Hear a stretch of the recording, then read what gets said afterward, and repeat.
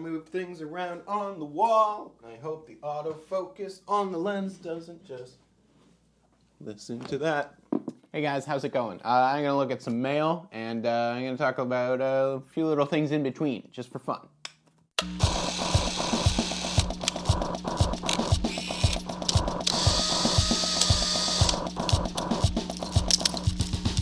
Things are looking good.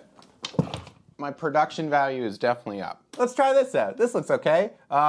Yeah, we're gonna try this out for a little bit. This was sent to me in mail in one of the previous videos. I put a print up on the wall. Let's do a little bit of mail from the last week that I haven't had a chance to kind of sit down and put in the videos. First piece of mail comes from Tim in Bayside, New York. So these are old film box recreations, and these are like punch outs that I can kind of fold up and stick together and put together on the set here. And these come from Tim. He says, "I'm from New York. I'm a big fan of your channel and I've watched every video you have made." That's dedication, because the early ones are pretty rough, and some of the more recent ones are pretty rough. Included in this envelope is a set of a few reproduction film boxes from the 1940s and 50s. I make these myself and sell them online, and thought you would get a kick out of them since they have not been manufactured for over 60 years at this point. I'd like to say keep up the great work. Cheers, Tim. Thank you, Tim. So first of all, I bought a flatbed scanner, an Epson V700. Not top of the line, but I didn't really have the ability to do a lot of like scanning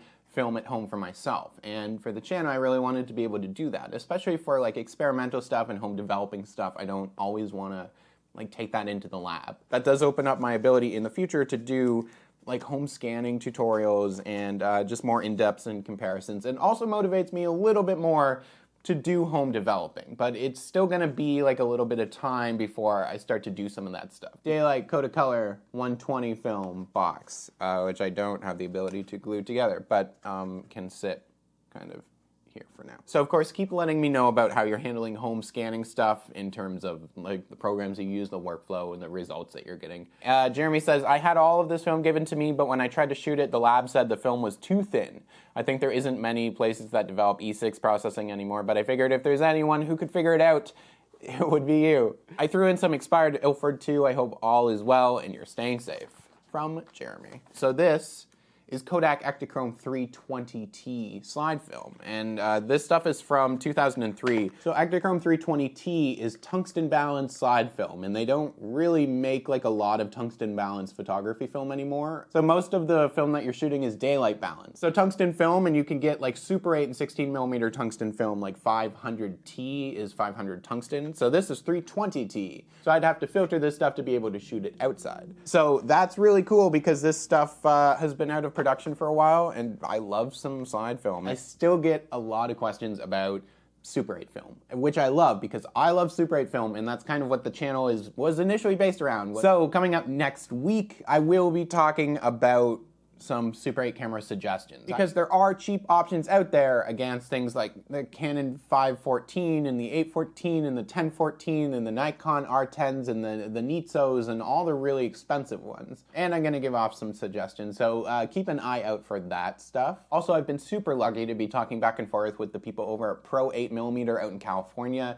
They sell 16mm film, they sell Super 8 film, they process, they transfer. I do have a link in the description of the videos now, so you can go over and check out Pro 8's website. Even if you don't buy stuff, they have references, they have resources, they have like posts about different shooting techniques and tips and camera information. It's a worthwhile resource, and I know not every lab is gonna be perfect for everybody's shooting preferences and what they expect and what they want out of their work, but Pro 8 has been around for decades and has done good work. I've talked to people who have film done by them. And if I'm promoting anybody on the channel, then I want to be able to promote, you know, places that make all of this possible for people.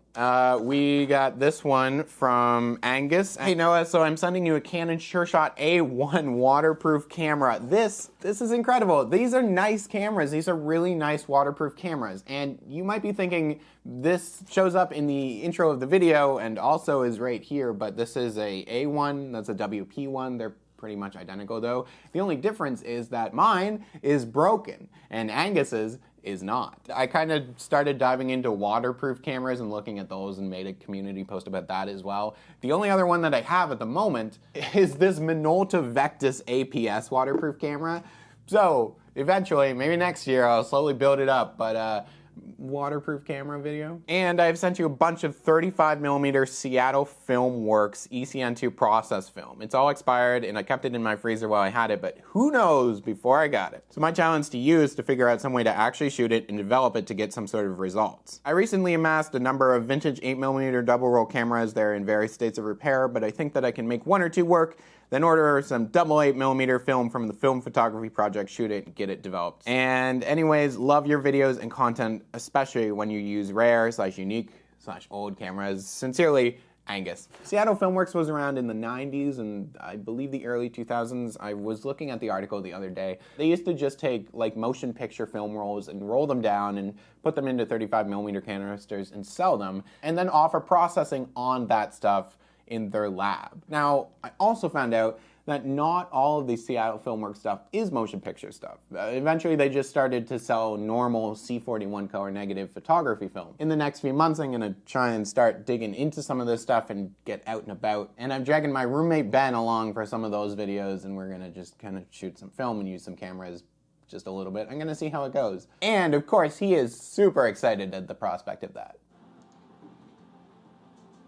Next month, I'm going to be talking about 8mm film, and I'm going to do a bit of an intro to that like I did with Super 8 and 16 and medium format. And I'll be talking about 4x5 because I also did a little bit of that stuff in the past couple of months with my Graflex. Also, the Film Photography Project sent me some 8mm rolls a little while ago, and once I do a bit of an intro for it, then I will finally be able to shoot that. I have definitely not forgot. The Film Photography Project rocks. Also check out a link for them in the description. I would just throw down there and you can go over there and check them out. Also, as a side note, in order to survive in this wonderful city of Toronto, I'm also working a part-time job, which I recently had to go back to, and it's super weird, but I need to be able to kind of support this. So not all of my time is dedicated to this stuff, but I'm doing my best to keep like a schedule and stuff. And I went through in my notebook and I wrote down like video ideas from now until like the end of December. But yeah, as much as I would love to just dedicate my entire time to this stuff, it's still not exactly there yet. But again, if you want to support me and support the channel and be able to do more of that stuff, there's the Patreon. A link is down below. I throw up notes like this over there. I do some like videos of me actually opening the mail when I get it. I do some extra notes and photos for the roll reviews, which are coming up again. I mailed film in, and if you have absolutely no interest in that, that's okay too, because just watching the videos means a lot to me in general. But don't be surprised if around the holidays I start selling t-shirts or something like that. I want to do some cool merch, but I'd like to do some cool designs and stuff that, you know, cool film merch stuff. Now I'm getting to like the last piece of mail that I've received recently. This is Noah enclosed. Please find a nice Bell & Howell Super 8mm camera with the optronic eye. I think a villain in the 1960s Batman television show had an optronic eye, so be careful. I picked it up at a thrift store before the pandemic and tested it with fresh batteries, and it seems to work. I hope you'll be able to shoot something with it. I've also enclosed a ViewMaster viewer. I know you have the camera and are going to get around to doing a video on all of that someday, so you need the viewer. Stay safe and stay well. Carson Fuller.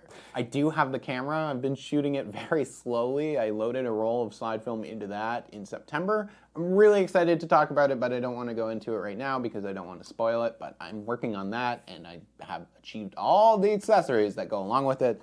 Viewmasters at some point. So that is a decent amount of mail from you guys. I never have any expectations for the mail that you guys send, but you know, expired film and weird stuff and cameras and different things. Anyways, this video is going up Tuesday, and I just wanted to do some film stuff so that isn't just awkwardly tacked on at the end of a normal video like it normally is, I guess. And of course, there is a video coming up on Thursday. I'm gonna be doing a product review of something that somebody sent me. I'm not being paid, it's just something that showed up on my doorstep, so I'm excited for that. I'm just trying to fill these videos with a ton of information, and this one is probably too long. I probably rambled too much, but I know that some of you guys out there are watching it, and I always appreciate that. Thank you guys so much for watching Analog Resurgence. I'm Noah. We're gonna keep doing this. There's not an end in sight as far as I'm concerned. There's so much more to talk about. I'll see you guys soon.